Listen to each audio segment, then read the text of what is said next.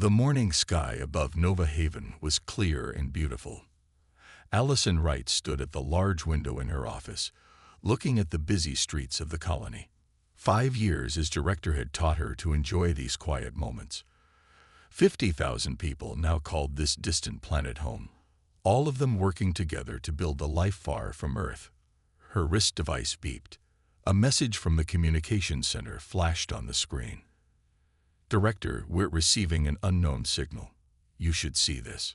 10 minutes later, Allison stared at the strange symbols moving across the main screen in the control room. Dr. Nathan Carter, the colony's lead scientist, worked quickly at his station. "It's definitely artificial," Nathan said. "Not random noise. Give me another hour and I might be able to decode it." "Could it be from Earth?" Allison asked. Nathan shook his head. "Wrong direction. Whatever sent this is coming from the Orion arm, not the solar system." Allison felt a chill run down her spine. In the 7 years since Nova Haven was established on Kepler 186f, they had never encountered signs of alien life. Until now. 300 light-years away, Fleet Commander Voxthar of the Zarkan Imperium studied the images of Nova Haven on his view screen. His scaled skin reflected the blue light of the ship's bridge as he paced back and forth. "This is all they have? One settlement?" he asked. Intelligence Officer Crevel nodded. "Yes, Commander. Our scans show approximately 50,000 life forms. Their technology is surprisingly advanced for such a small civilization. They have achieved interstellar travel, but their defensive systems are minimal." Voxthar's 4 eyes blinked in sequence, a sign of confusion among his species. "How did such a primitive species manage space travel without our knowledge?" "The Imperium has ruled this sector for 10,000 years. Unknown, Commander. There is no record of this species in our database." Voxthar made a quick decision. "Set course for their world.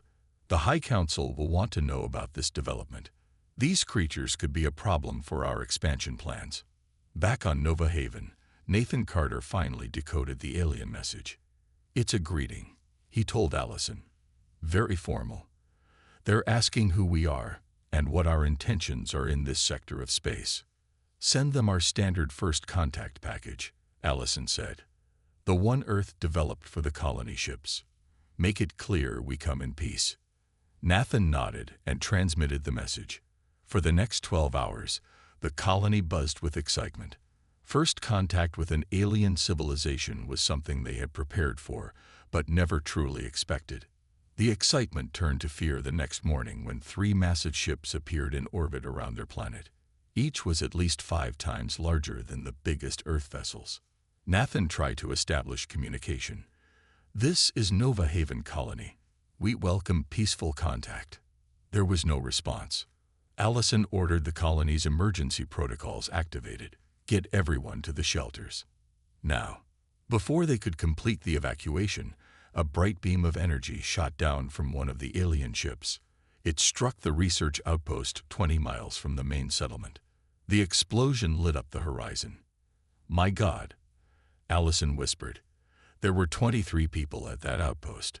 On his ship, Voxthar watched the destruction with satisfaction. A proper warning strike. Now they will understand the power of the Zarkan Imperium. "Prepare the ground forces. We will take this world and study these creatures. Their technology may be useful to us." His second-in-command stepped forward. "Commander, should we not wait for their surrender?" Voxthar laughed. "This is clearly their homeworld. They have nowhere else to go. The Zarkan do not wait for primitives." As the alien ships moved into lower orbit, Allison Wright made an emergency transmission to Earth. "This is Nova Haven Colony. We are under attack by unknown alien forces, requesting immediate military assistance. I repeat, we are under attack." The message raced through space toward Earth, 500 light-years away. The emergency message from Nova Haven reached Earth in seconds thanks to quantum entanglement technology. At United Earth Defense Force headquarters in Geneva, alarms blared through the command center.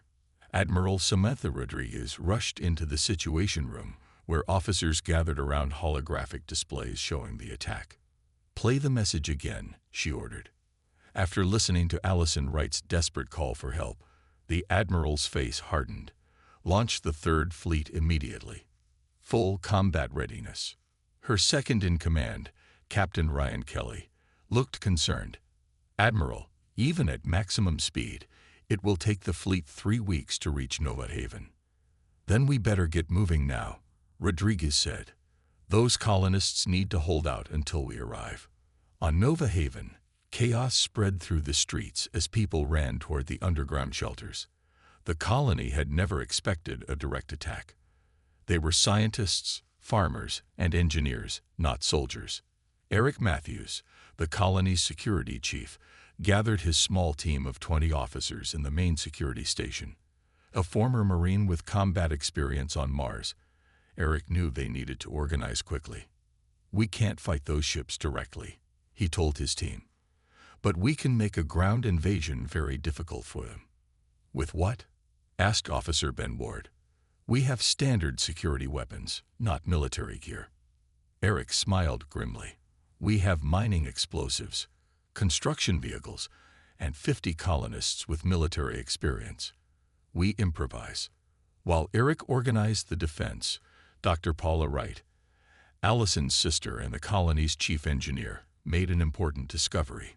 She burst into the command center where Allison was coordinating the evacuation. "I found something," Paula said, brushing her dark hair from her face. "Their ships give off a strange radiation pattern. But here's the interesting part. They don't seem to detect anything moving through radiation band K217. Allison looked confused. "Why is that important?" "Because K217 is the exact band our maintenance drones use," Paula explained. "Earth ships developed around that frequency because it was safe and undetectable to our early sensors. These aliens must use completely different technology. They can't see our drones at all." For the first time since the attack, Allison felt a spark of hope. "So we could use the drones to spy on them, maybe even attack." Paula nodded. "I've already reprogrammed 2 mining drones. They're heading toward the alien ships now." On the Zarkan command vessel, Voxthar prepared for the ground assault.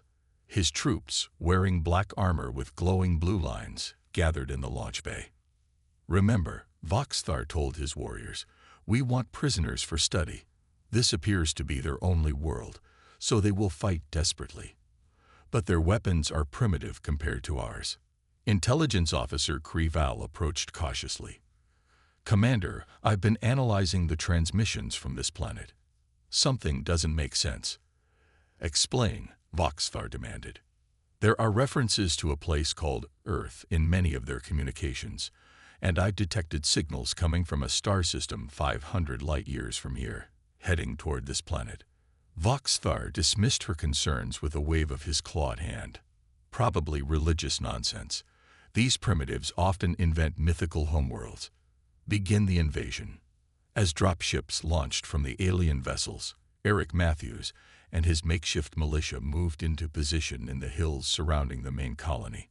They had rigged mining explosives along the likely landing zones and converted 3 mining laser drills into makeshift heavy weapons. "Remember," Eric told the nervous colonists holding unfamiliar weapons, "aim for their legs. Their armor looks weakest at the joints." The first alien dropship touched down in a cloud of dust. Its doors opened to reveal dozens of Zarkan soldiers, their weapons raised. From her hidden position, Paula Wright watched through binoculars while controlling a mining drone from her tablet. The small drone hovered silently above the alien dropship, completely undetected by the Zarkan. "They don't see it," she whispered to Allison. "This might actually work." As the aliens began to march toward the colony, Eric gave the signal. The ground beneath the invaders erupted as the buried explosives detonated. The human resistance had begun. The explosion threw Zarkan soldiers into the air. Their blue blood splattered on the ground as the survivors scrambled for cover. From his position in the hills, Eric Matthews signaled his team to open fire. Makeshift weapons and repurposed mining lasers cut through the confusion, finding gaps in the alien armor. "Keep firing," Eric shouted. "Aim for the joints in their armor." The aliens recovered quickly, their training evident as they formed defensive positions. Their return fire was deadly, powerful energy blasts turning rocks into molten puddles. 2 colonists fell immediately, their bodies smoking from direct hits. "Fall back to position 2, Eric ordered. Meanwhile, Paula Wright guided her drone silently above the battlefield. On her screen, she could see inside the alien dropship where more troops were preparing to deploy. "They're sending out another wave," she told Allison through her communicator. "At least 30 more soldiers." Allison, now in the underground command center, studied the colony's layout on a large screen. "Can you get the drone inside their ship?" "I think so," Paula replied. "They still can't detect it." "Then let's see what damage it can do." Paula guided the small maintenance drone through the open door of the alien vessel. Inside, Zarkan soldiers were checking weapons. None noticed the small Earth machine hovering near the ceiling. Paula directed the drone toward what looked like a control panel and triggered the drone's maintenance laser, designed for cutting through metal during repairs. The laser sliced through alien circuitry. Alarms blared inside the ship as systems failed. The Zarchin troops rushed outside in confusion, making them easy targets for the colonists' ambush. On the main Zarkan ship, Commander Voxthar watched the battle in growing anger. "How are these primitives causing so much trouble?" he demanded. Kreval studied her screens carefully. "Commander, I'm detecting unusual energy signatures near our dropships, but I cannot identify the source." "Impossible. Our sensors are the most advanced in the known galaxy. Yet something is interfering with our ships," Kreval insisted. "And there's more. I've analyzed their language further. These creatures call themselves humans, and they repeatedly mention Earth as their home planet." Voxthar's 4 eyes blinked rapidly. "You think this isn't their homeworld? It's a possibility we should consider." Voxthar slammed his fist on the control panel. "Find out. Send scouts to capture one alive. I want answers." Back on the battlefield, the colonists were being pushed back toward the main settlement. Despite their initial success, the aliens' superior weapons and numbers were overwhelming. Eric's militia had lost 7 people, with many more wounded. Then something unexpected happened. Joe Campbell, a quiet farmer who had been a Marine before coming to Nova Haven, led a small team on what seemed like a suicide mission. While the main group drew the aliens' fire, Joe's team circled behind the landing zone. They reached an undamaged alien scout ship, smaller than the dropships and left with minimal guards. Using the cover of the ongoing battle, Joe's team took out the 2 guards and entered the vessel. "What are you doing?" Eric demanded over the radio. "Get back to the defensive line." "Trust me," Joe replied. "I spent 2 years studying captured alien tech during the Proxima uprising. I might be able to fly this thing." Inside the scout ship, Joe studied the controls. They were strange, designed for the aliens' 4-armed bodies, but the basic principles seemed similar to human ships. After a few minutes of experimentation, he managed to power up the engines. The small alien ship rose shakily into the air, its weapon systems coming online. The Zarkshan troops on the ground looked up in confusion, not expecting to see one of their own vessels moving without orders. Joe targeted the largest group of alien soldiers and fired. The scout ship's energy weapons cut through the Zarkan troops, who had no cover from the unexpected attack. "I can't believe that worked," Joe said, grinning wildly as he swung the ship around for another pass. In the colony command center, Allison watched the battle unfold with renewed hope. "Get Dr. Lisa Daniels to the landing zone," she told her staff. "If Joe can keep that ship intact, she might be able to access their computer systems." The tide of the battle had turned, at least temporarily. But everyone knew this was just the beginning. The 3 massive warships still loomed in orbit, and Earth's fleet was still weeks away. 3 weeks after the first attack, The colonists of Nova Haven were exhausted but still fighting. Joe Campbell had become their best weapon. He used the captured scout ship to hit the aliens and then disappear before they could respond. Each day they held on meant Earth's fleet was one day closer. Dr. Lisa Daniels worked day and night on the alien ship's computer. A small woman with tired eyes, she had barely slept in days. "I've got something," she told Allison and Eric in the underground command center. "I can understand parts of their language now." She pointed to symbols on her tablet. "They call themselves the Zarkan. They believe they own this entire sector of space, and most importantly, they think Nova Haven is our homeworld." Eric looked surprised. "They don't know about Earth." Lisa shook her head. "No, somehow Earth wasn't in their database. They think they've discovered a new species." Allison leaned forward. "Can you send them a message in their language?" "I think so," Lisa said. "But what should we tell them?" Before Allison could answer, the ground shook violently. The aliens had begun a major attack on the colony's main shield.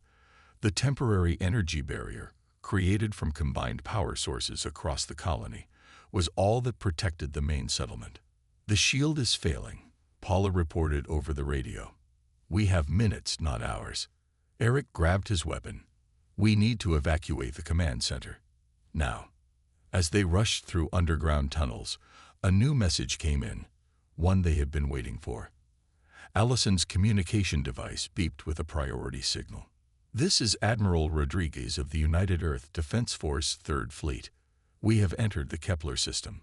Hold tight, Nova Haven." Tears filled Allison's eyes. "They're here. Earth is here." In orbit above Nova Haven, the 3 Zarkan warships prepared for their final assault on the colony. Commander Voxthar was frustrated by the unexpected resistance, but satisfied victory was near. "Begin the final bombardment," he ordered. "No more prisoners. Destroy them all." "Commander," shouted a sensor officer, multiple objects appearing at the edge of the system. Voxthar turned to the main screen as 5 massive ships appeared. Each was larger than his command vessel, with sleek hulls that shimmered with energy shields. They were clearly designed for war, bristling with weapon systems the Zarkan had never seen before. "Impossible," Voxthar whispered. On the bridge of the UES Dauntless, Captain Frank Edwards watched the alien ships with cold eyes. His ship was the pride of Earth's fleet, built after decades of preparing for this exact scenario. First contact gone wrong. "All ships, defensive formation," he ordered. "Prepare to engage the hostile vessels." Admiral Rodriguez stood beside him. "Send them a message first, in all frequencies." Lisa Daniels had sent the fleet the basics of the Zarkan language. Now Captain Edwards spoke directly to the aliens, his words translated into their tongue. "Attention Zarkan vessels. I am Captain Frank Edwards of the United Earth Defense Force. You have attacked a human colony. We are from Earth. This is not our homeworld. Cease hostilities immediately or face the consequences." On his ship, Voxthar froze as he heard the message. "Another world. Verify this." Kreval worked quickly. "The new ships are far more advanced than the colony vessels. Their power readings are beyond anything in our database." Voxthar faced a decision. If these ships came from another world, how many more might there be? How powerful was this species? But his pride wouldn't let him retreat. "Fire on the Earth ships," he ordered. "Show them the might of the Zarkan." His largest ship fired its main weapon at the Dauntless. The energy beam struck the Earth ship's shields and dissipated harmlessly. "No damage," reported a shocked Zarkan officer. On the Dauntless, Captain Edwards nodded to his weapons officer. "Return fire. Take out their weapons, not the ship itself." The human vessel fired. Precision beam weapons cut through the Zarkan shields like they weren't there. Their weapon systems exploded across the alien vessel, leaving it drifting and powerless. The battle for Nova Haven had entered its final phase. The Earth ships moved with perfect coordination. Their weapons targeted the engines and weapons systems of the Zarkan vessels, while avoiding critical life support areas. Two smaller alien ships tried to escape. Bright beams from Earth vessels cut through their engines, leaving them drifting in space. In just 7 minutes, the battle was over. The mighty Zarkin fleet was defeated without a single human casualty. All enemy ships disabled, reported the tactical officer on the Dauntless. Captain Edwards nodded. Send the boarding teams. I want their commander brought to me. Admiral Rodriguez turned to her communications officer. Contact the colony. Let them know they're safe. On Nova Haven, people emerged from underground shelters, looking up at the sky.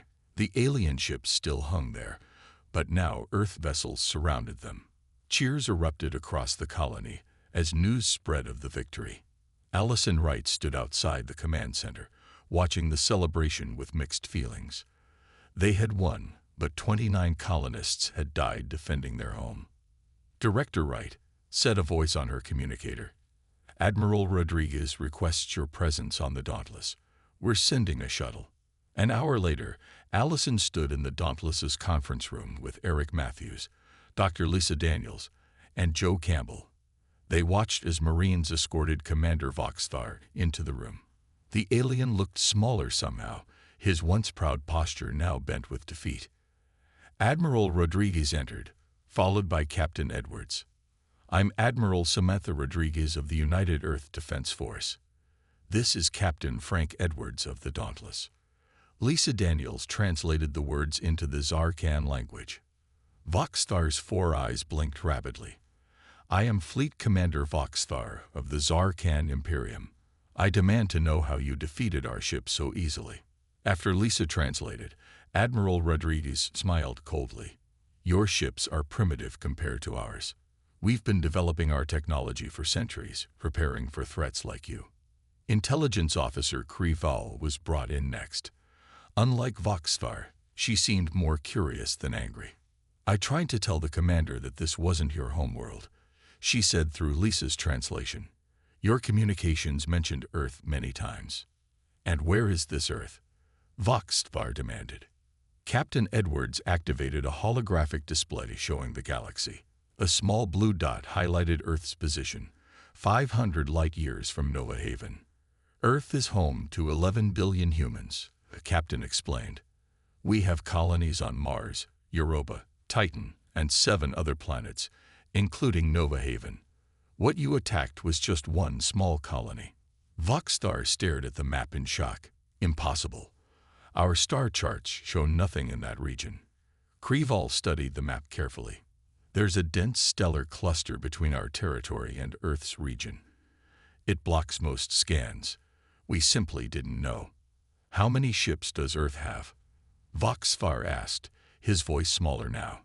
Admiral Rodriguez let the question hang in the air before answering. The 5 ships here represent one small fleet.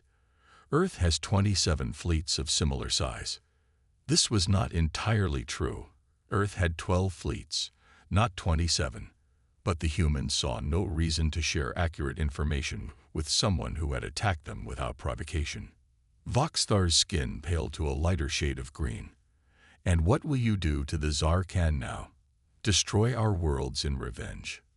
Joe Campbell, who had lost friends in the initial attack, stepped forward angrily, but Admiral Rodriguez raised her hand to stop him. Humans don't destroy worlds, she said firmly, but we will require reparations for the lives lost here. And we will need guarantees that the Zarkan will never threaten human colonies again. Voxthar seemed confused by this mercy. You could destroy us, but choose not to. That's not our way, Captain Edwards said.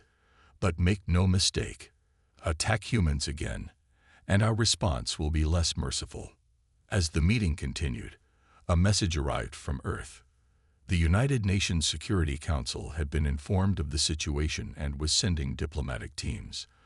The first interstellar war between humans and aliens had been brief, but its impact would be felt for generations. News of the defeat spread quickly through the Zarkan Imperium. The High Council, 9 elderly Zarkan who had ruled for centuries, received the message from Commander Voxthar with growing anger.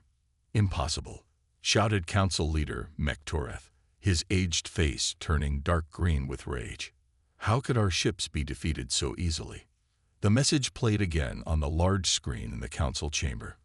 Voxthar's face showed clear fear as he explained the situation. The humans come from a planet called Earth, far beyond the stellar barrier. They have billions of people and many colonies. Their technology is far superior to ours. They have demanded peace talks.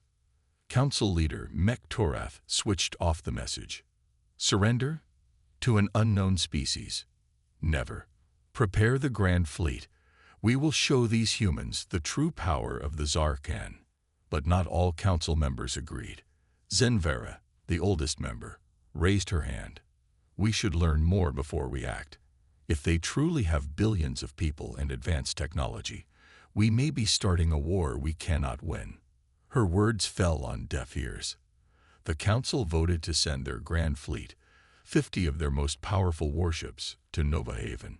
They would rescue Voxthar and destroy the human ships. Meanwhile, on Earth, the United Nations Security Council met in emergency session. Representatives from all nations gathered to discuss the first alien attack on humans. President Carmen Diaz of the United Nations addressed the council. We have confirmed reports that the Zarkan are preparing a larger fleet. They do not believe Admiral Rodriguez about our strength. They think she is bluffing. General William Patel, head of Earth's combined military forces, stood to speak. We can send 3 more fleets to Nova Haven within 2 weeks. That should be enough to handle any Zarkan force. Colonel Adam Foster, a veteran of earlier space conflicts, raised his hand. With respect, I believe a show of overwhelming force could be dangerous. If we destroy their Grand Fleet, we might unite other alien civilizations against us out of fear.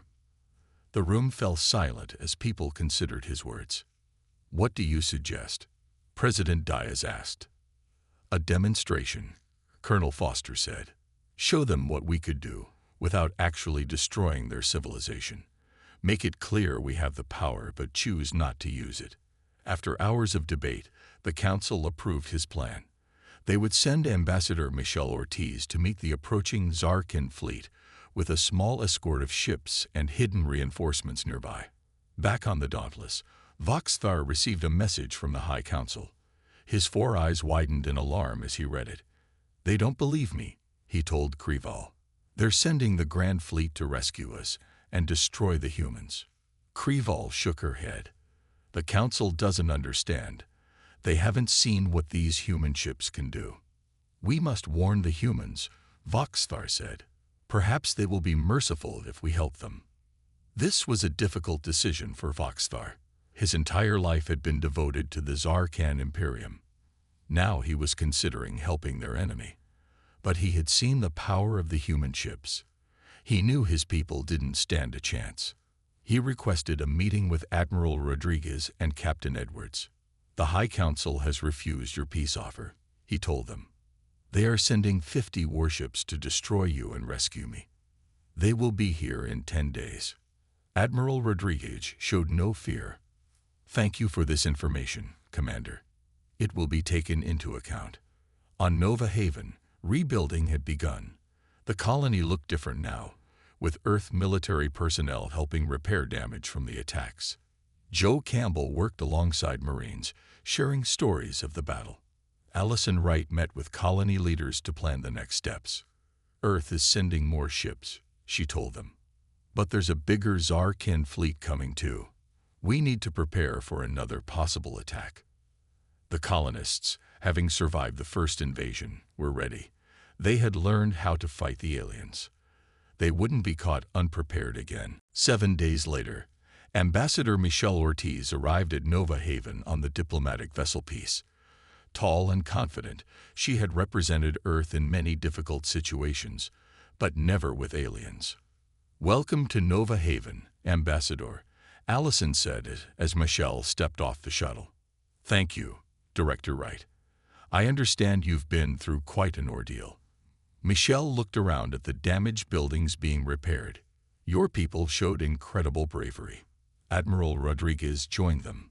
The Zarkan Grand Fleet will arrive in 3 days. Are we ready for Operation Thunderclap? Michelle nodded. The president approved the final plan. Captain Olivia Bennett and the UES Horizon are in position.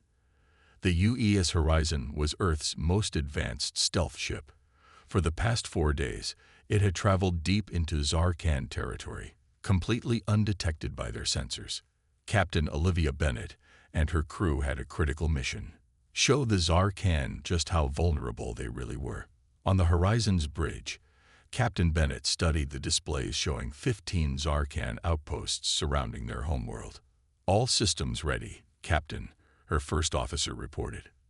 Begin the demonstration, Olivia ordered. The Horizon activated its special systems. Powerful electromagnetic pulses shot out toward the 15 outposts. Within seconds, all power on the station shut down. Thousands of Zarkan suddenly found themselves in darkness, their systems dead. Next, the Horizon deployed hundreds of holographic projectors. To the shocked Zarkan, it appeared as if hundreds of human warships had suddenly surrounded their homeworld. The ships weren't real, but the Zarkan had no way to know that. Finally, the Horizon fired precision strikes at the planet's orbital defense platforms. The weapons disabled the platforms without destroying them or harming anyone. A message was broadcast across the entire Zarkan communication network. This is Captain Olivia Bennett of Earth. We could have destroyed your civilization today. We chose not to. Return your fleet to your homeworld, or next time, we will not be so merciful. On the Zarkan homeworld, panic spread through the High Council. How had human ships reached their homeworld undetected? How could they shut down 15 outposts simultaneously? Call back the Grand Fleet, Theyre demanded. These humans could have destroyed us, but didn't. We should talk peace. Even Council leader Mektoreth couldn't argue. Send the message. The Grand Fleet is to return immediately. Near Nova Haven, the 50 ships of the Zarkan Grand Fleet received the recall order just as they prepared for battle. The fleet commander was confused. Return home. But we outnumber the human ships. Then he received the images from the homeworld. The hundreds of human ships that had appeared from nowhere, the disabled defense platforms, the darkened outposts. Suddenly, the Grand Fleet's 50 ships didn't seem like so many. All ships, reverse course, he ordered. We return to protect the homeworld. On Nova Haven, humans and Zarkan prisoners watched together as the Grand Fleet changed direction and jumped away. There would be no battle today. Admiral Rodriguez smiled at Ambassador Ortiz. Operation Thunderclap worked perfectly. This is just the beginning, Michelle replied. Now comes the hard part, making a lasting peace. In the colony's main square, Joe Campbell watched the aliens retreat with mixed feelings. He had lost friends in the attack, but war with the entire Zarkan civilization would cost many more lives. Meanwhile, Allison Wright organized a memorial service for the colonists who had died defending Nova Haven. 29 names were read aloud as the entire colony gathered to remember them. They gave their lives defending not just our colony, but making first contact with an alien civilization. Allison said, "Their sacrifice will be remembered in human history forever." As the ceremony ended, a message arrived from Earth. The United Nations Security Council had approved peace talks with the Zarkan. Nova Haven would host the historic meeting between the two civilizations. Earth had won its first interstellar conflict without destroying its enemy. A new chapter in human history had begun. 6 months later, Nova Haven looked very different. The damage from the Zarkan attack had been repaired. New buildings stood where old ones had fallen. But the biggest change was the alien embassy that now stood near the colony center. Today was a special day. Human and Zarkan leaders gathered in the new Peace Hall to sign the official treaty between Earth and the Zarkan Imperium. Allison Wright, still serving as colony director, welcomed everyone to the ceremony. 6 months ago, we faced destruction. Today, we celebrate a new beginning between our peoples. Ambassador Michelle Ortiz represented Earth, while Theyre herself had come from the Zarkan homeworld. The elderly alien had replaced Mektoreth as council leader after the crisis. The Zarkan made a terrible mistake, Zenvera said through a translator. We attacked without understanding. We are grateful for human mercy and wisdom. The treaty included trade agreements, cultural exchanges, and technology sharing. The Zarkan offered advanced medical knowledge, while humans shared agricultural techniques that could help feed the Zarkan's growing population. As part of the agreement, Intelligence Officer Kree Val had been appointed as the first Zarkan ambassador to humans. She worked closely with Dr. Nathan Carter to create a complete database of known civilizations to prevent similar misunderstandings in the future. We've identified 3 other species that don't know about Earth. Kree Val explained to Nathan as they watched the ceremony. All their territories are blocked from Earth by various cosmic phenomena. We should contact them peacefully before accidental meetings occur. Nathan nodded. Good idea. Ambassador Ortiz should be informed immediately. After the signing, Joe Campbell gave a speech as the new head of colony security. He stood tall before the mixed crowd of humans and Zarkan. 1 year ago today, the research outpost was destroyed in the first attack. We lost 23 people that day, and 6 more in the battles that followed. We remember their sacrifice. In the audience, Commander Voxthar listened quietly. He had chosen to remain on Nova Haven as an advisor, helping both sides understand each other. The former military leader now worked for peace, his pride humbled by what he had witnessed. Admiral Rodriguez and Captain Bennett had returned for the ceremony. They sat with Captain Edwards and other military leaders who had defended the colony. Do you think it will last? Captain Bennett asked quietly. Admiral Rodriguez nodded. The Zarkan learned a valuable lesson, as did we. There are other civilizations out there, with different histories and perspectives. We need to be cautious but open-minded. After the official ceremony, a young Zarkan student approached Kree Val. The child had come with the diplomatic delegation and had been learning about humans. Ambassador Kree Val, I have a question, the child said. Why didn't the humans destroy our civilization when they could have? Our history says that powerful species always destroy weaker ones. Kree Val considered the question carefully. She had spent months studying human history, which was full of both terrible wars and remarkable acts of peace. Humans are different, she finally answered. They can be fierce warriors when threatened, but they prefer peace when possible. They understand something our people are just beginning to learn. That strength isn't just about destruction. Sometimes the strongest choice is mercy. As the sun set over Nova Haven, humans and Zarkan mingled together, sharing food and stories.